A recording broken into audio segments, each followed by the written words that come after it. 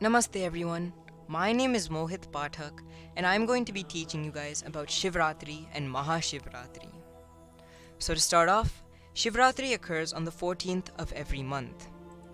And as you can see here, Mahashivratri occurs in the month of February, and on that day, on the 14th day of February, there is a crescent moon.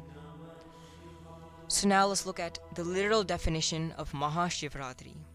Maha means grand, Shiva means Lord Shiva, and Ratri means night. So if we combine them together, we get Lord Shiva's grand night. So Mahashivratri means Lord Shiva's grand night. So now let's learn about why do we celebrate Shivratri. This festival celebrates the grand marriage of the Lord of Destruction, who is Shiva, and the goddess of fertility, love, and beauty, who is Parvati. She is also known as Shakti, which symbolizes power and utmost strength.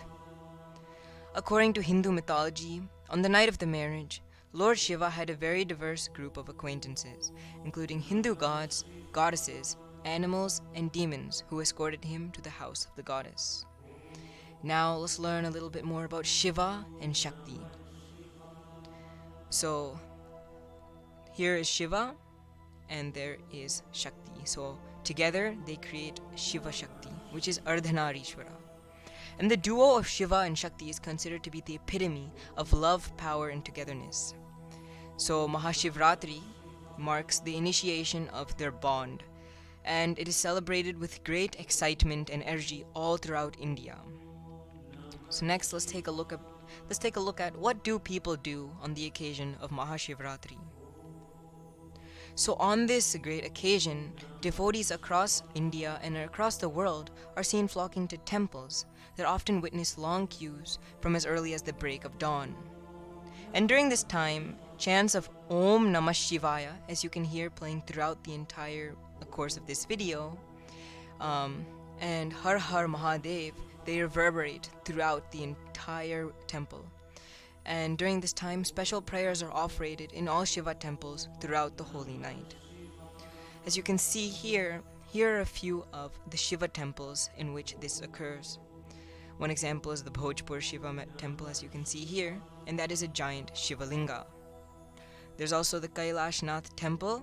I've actually been to this temple before, and it's a must-see temple. It's absolutely awe-striking. Kedarnath, yep. So next, let's learn about the ritual of fasting and Rudrabhishekam. Let's view this video.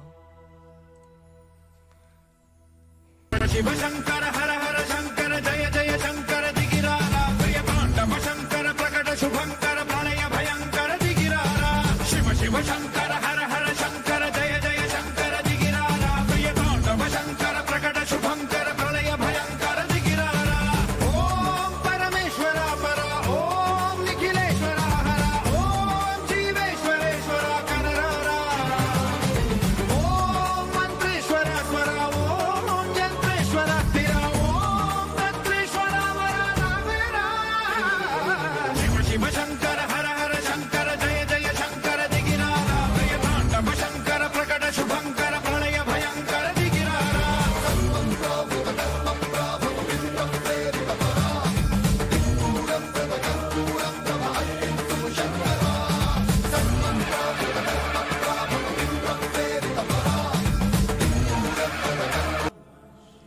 So, wow, that was actually amazing.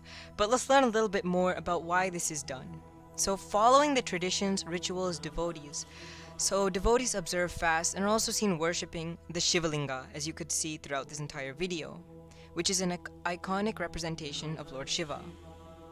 On the occasion of Mahashivratri, devotees offer Rudra Abhishek, which is what you just viewed, and that is special ordination to the Shivalinga, where they bathe the Shivalinga with different substances, each of them having specific significance.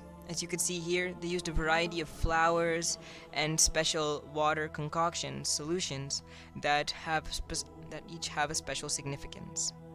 Other important offerings are maybe fruit or the Datura flower.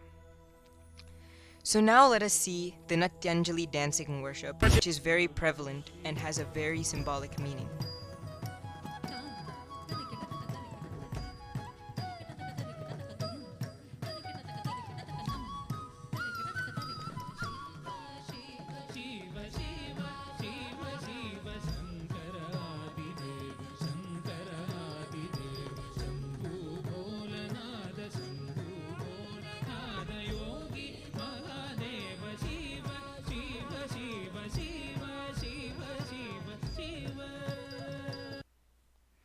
So now let's learn a little bit about the Natyanjali dancing worship.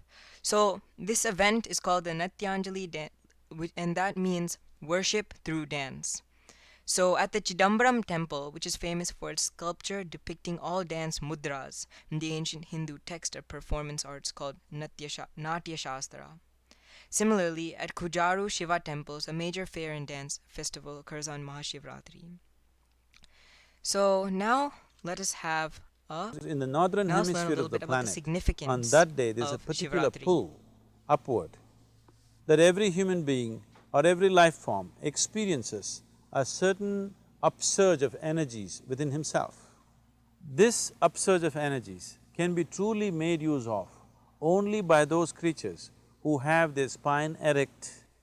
If you look at evolutionary development, you will notice that moving from invertebrate to vertebrate is one significant step, and the other significant step, a spine moving from horizontal positions to vertical position. The true development of the brain happened only after the spine became vertical. On the Mahashivratri day, where there's a natural upsurge of energies, keeping the spine vertical throughout the night has immense benefits. Okay, so now let's have a quick trivia. First, why do we celebrate Mahashivratri? What day of the lunar calendar does Mahashivratri occur? And what are three things people do on the occasion of Mahashivratri? So I would like you to pause the video and answer these questions. Okay, so now let's look at the answers. First, Lord Shiva and Goddess Parvati's marriage. Second, it's the 14th day of the lunar calendar. Finally, on Mahashivratri, people fast, they dance, they go to temples, they chant Lord Shiva's name, and they do Rudra Abhishekam. Thanks for watching, everyone, and I hope you have a wonderful day. Namaste, everyone.